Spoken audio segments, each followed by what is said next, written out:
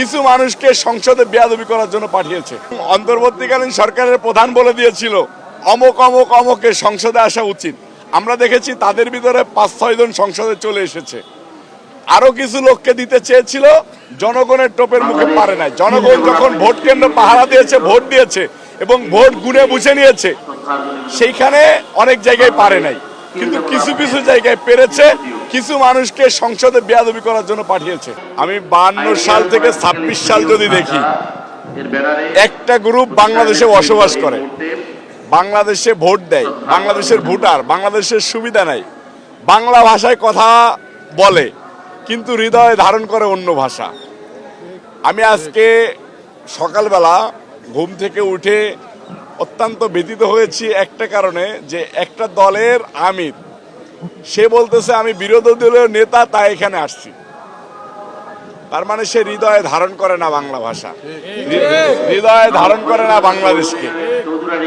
আমাদের দেশের মানুষ প্রত্যেকবার যে তাদেরকে প্রত্যাখ্যান করে, এটাই তার প্রমাণ।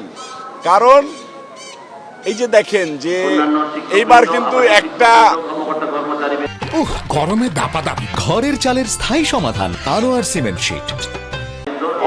একটা সরকার, এই সরকার কিছু লোককে মানে ইচ্ছাকৃতভাবে জিতাইছে, ভোটে বিভিন্ন কারচুপির মধ্য দিয়ে জিতাইছে।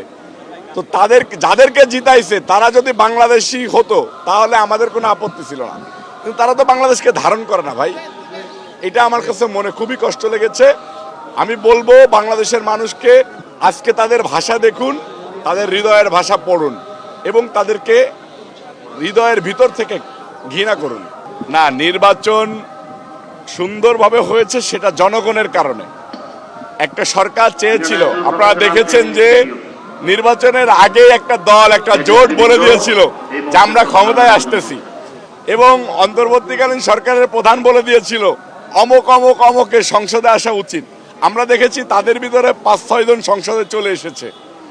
আরো কিছু লোককে দিতে চেয়েছিল, জনগণের টোপের মুখে পারে নাই। জনগণ যখন ভোট কেন্দ্র পাহারা দিয়েছে, ভোট দিয়েছে এবং ভোট গুনে বুঝে নিয়েছে, সেইখানে অনেক জায়গায় পারে নাই, কিন্তু কিছু কিছু জায়গায় পেরেছে। কিছু মানুষকে সংসদে বেয়াদবি করার জন্য পাঠিয়েছে। ধন্যবাদ।